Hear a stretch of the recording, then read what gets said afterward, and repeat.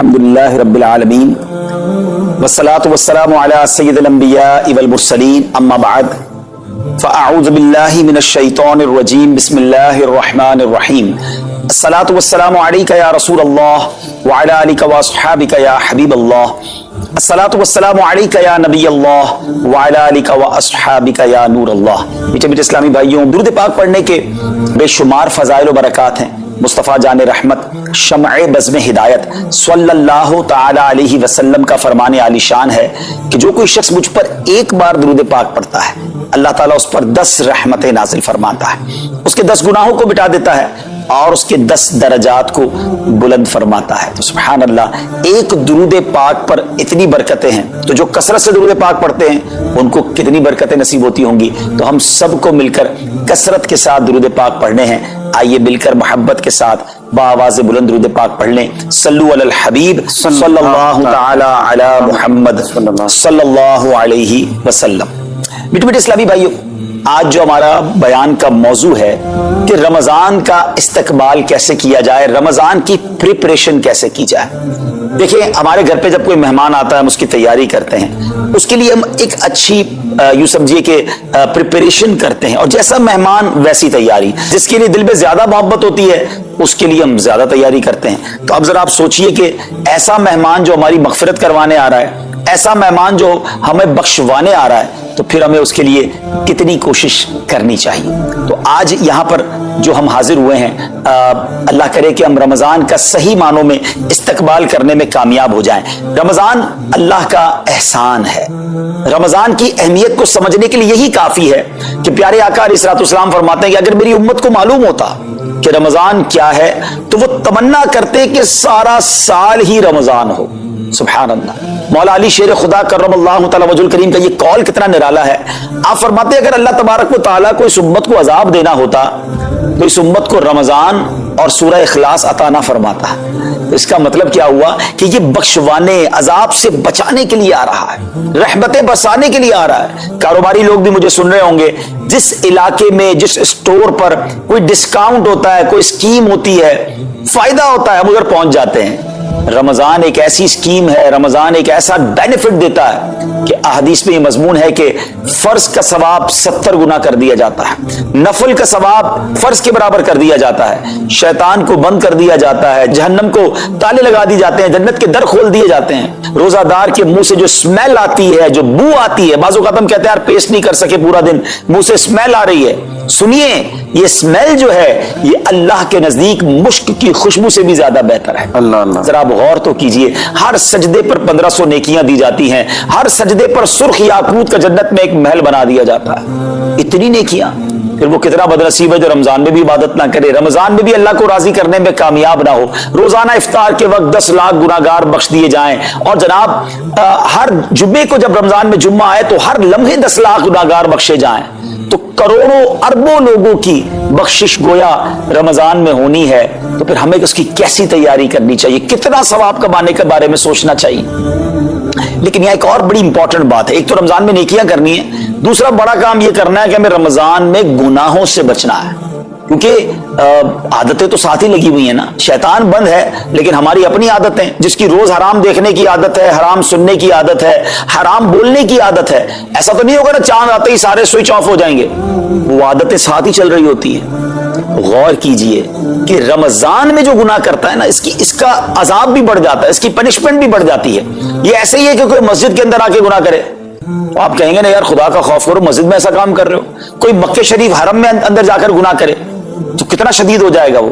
तो रमजान जब इतना मुकद्दस महीना है, इसमें गुनाह करना, इसकी पनिशमेंट भी ज्यादा है। एक बार मौला अली शेर खुदा करमल्लाहु ताला वजहुल करीम ने एक कब्र वाले का हाल देखा, और देखा उस कब्र वाले पर अजाब हो रहा है, और वो चिल्लाने लगा, अर्ज करने लगा, ए अली मेरी मदद फरमाइए, अल्लाह की बारगाह में सिफारिश कीजिए। मौला अली शेर खुदा ने हाथ उठाए, क्या मौला इसे बख्श दे। इरशाद हुआ, ए अली इसकी सिफारिश न करें। अर्ज की, मौला वजह क्या है। इरशाद फरमाए, रमजान के रोजे तो रखता था मगर रात गुनाहों से बाज नहीं आता। रोजे रखकर गुनाह करने वाले को इतना अजाब, तो जो रोजे ही ना रखे, ऐसे भी लोग हैं तो रमजान में रोजे नहीं रखते।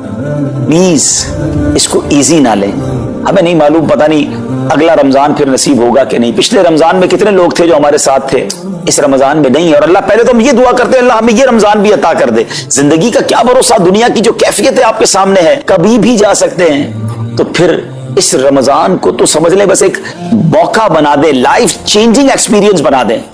بس اس میں عبادت کرنی ہے، اس میں خوب سجدے کرنے ہیں، اس میں روزے رکھنے ہیں، اس میں تراویح پڑھنی ہے، اس میں گناہ نہیں کرنے ہیں. اور آئیے میں آپ کو بتاتا ہوں کہ نبی پاک صلی اللہ تعالی علیہ وسلم رمضان کیسے گزارتے تھے. ایک مسلمان کے لیے اس سے بہترین رول ماڈل کیا ہوگا کہ رمضان میرے آقا کیسے گزارتے. تو مختلف احادیث کا جو سمری ہے وہ یہ ہے کہ نبی پاک علیہ السلام عبادت میں کمر بستہ ہو جاتے، بستر پر کم تشریف لاتے. بی بی عائشہ فرماتی ہیں کہ نبی پاک کے چہرے کا رنگ بدل جاتا تھا، متغیر ہو جاتا. کیوں؟ نبی پاک پر خوف خدا طاری ہوتا. آپ گر گڑاتے، آپ رات بھر التجائیں کرتے. میرے آقا رو رو کر دعاؤں میں رمضان گزارے، چہرے کا رنگ بدل جائے. اور یہاں کچھ لوگ تو وہ ہیں کہ جن کا وزن ہی بڑھ جاتا ہے رمضان میں. اتنا کھانا کھانا ہے، سحری میں زیادہ کھانا ہے کہ سارا دن بھوکا رہنا ہے، افطار میں اس لیے زیادہ کھانا ہے کہ پورا دن بھوکا رہتے، پھر رات کو 2-3 بار مزید کھانا ہے کیونکہ کل روزہ رکھنا ہے. تو رمضان فوڈ فیسٹیول نہیں ہے، رمضان عبادت کے لیے آیا ہے. لوگ تیاری کر رہے ہوں گے بھی رمضان کی، وہ کیا کر رہے ہوں گے کہ افطار میں کیا پکانا ہے، سحری میں کیا پکانا ہے، کون سا آئٹم شارٹ ہے. نہیں میرے بیچ اسلام، یہ جو بھوک کا احساس ہے نا روزے میں، اس کی حکمت علماء نے بیان کی ہے کہ بھوک غربت کا احساس دلاتی ہے، فقیری کا احساس دلاتی ہے، بندے کا غرور تکبر بیٹھ جاتا ہے. کتنے نقاہت میں آ جاتے ہیں ہم، ہمت ہی نہیں ہوتی کوئی کام کرنے کی. تو یہ احساس دلاتی ہے کہ تیری اوقات کیا ہے، غریب کیسے زندگی گزارتا ہے، فقیر کیسے زندگی گزارتا ہے. لیکن کچھ لوگ وہ ہیں جن کو بھوک ہی نہیں لگتی کیونکہ وہ اتنا کھا لیتے ہیں یا پھر سوتے ہی رہتے ہیں. روزے کی حکمت یہ نہیں ہے. نبی پاک آنسو بہاتے تھے، آقا کا چہرے کا رنگ بدل جاتا. اور پھر بتایا کہ رمضان میں جب جبریل امین نبی پاک علیہ السلام کے پاس آتے تو آقا علیہ السلام ان کے ساتھ قرآن پاک کا دور فرماتے. اور پھر ایک اور نبی پاک کا خوبصورت انداز کہ پیارے آقا ویسے تو سب سے بڑھ کر سخی ہیں، مگر جب رمضان آتا تو نبی پاک کا دریائے سخاوت ایسے بہتا تھا جیسے تیز آندھی، بلکہ اس سے بھی زیادہ. اللہ. یہ 3-4 چیزیں میں نے پکڑ لینی ہیں. آقا علیہ السلام کے پیچھے پیچھے جانا نا جنت میں. ہم نے بھی یہ کام کرنا. یہ راتیں مانگنے کی راتیں، التجا کرنے کی راتیں، سجدے کرنے کی راتیں. ہمیں تہجد بھی پڑھنی ہے، ہمیں انشاءاللہ نوافل بھی پڑھنے ہیں. اور کم از کم قرآن ایک بار تو پورا انڈرسٹینڈ تو کریں نا. تلاوت، ترجمہ، تفسیر کب کریں گے؟ بڑی بڑی ڈگریاں ہیں، بڑے بڑے پاسپورٹ اور جناب بہت سارا سرمایہ ہے، مگر ایک بار بھی قرآن پورا ترجمے اور تفسیر سے نہیں پڑھا ہوگا. بہت سارے لوگ ایسے ہیں. ذرا سوچئے نا. اچھا یہ مہینہ نزول قرآن کا مہینہ ہے، رمضان اور قرآن کو جو خاص نسبت حاصل ہے نا، تو اس مہینے میں قرآن کو پکڑ لیں. ہائے ہائے، اللہ کرے رمضان قرآن کے ساتھ گزرے، ہماری صبح قرآن کے ساتھ ہو، ہماری شام قرآن کے ساتھ ہو، ہم قرآن سمجھنے والے بن جائیں. اچھا میں ایک اور بات بتاؤں آپ کو، مہینہ کتنا پیارا ہے. صرف اس مہینے میں قرآن نازل نہیں ہوا، باقی بھی جو 3 آسمانی کتابیں ہیں نا، زبور، انجیل، توریت، یہ بھی رمضان میں ہی نازل ہوئی ہیں. اللہ کریم نے ان تمام مبارک کتابوں کو نازل کرنے کے لیے رمضان کا مہینہ منتخب فرمایا. اتنا مبارک مہینہ ہے تو ہمیں خوب اس میں تلاوت قرآن کرنی. اور اب دعوت اسلامی نے کتنا آسان کر دیا، تفسیر قرآن عطا فرما دی صراط الجنان آسان اردو میں، اور پھر جناب اس کو اپلیکیشن پر بھی دے دیا، اس کے PDF بھی جاری کر دیے، ڈاؤن لوڈ کر لیں موبائل میں. اب تو آڈیو تفسیر قرآن بھی آپ کو دے دی. اگر پھر بھی سنیں نہ، پڑھیں نہ، قرآن سے دور رہیں تو یہ ٹھیک نہیں ہے. پلیز اس رمضان کو قرآن کے ساتھ گزاری. اللہ کریم اپنی بارگاہ میں ہم سب کا جمع ہونا قبول فرمائے اور دل کھول کر خرچ کرنا نصیب فرمائے، اور اس رمضان کو ہماری مغفرت کا ذریعہ بنا دے. اس رمضان کو نبی پاک علیہ السلام کے نقش قدم کے مطابق چل کر گزارنے کی توفیق عطا فرمائے. صلو علی الحبیب صلی اللہ تعالی علی محمد صلی اللہ علیہ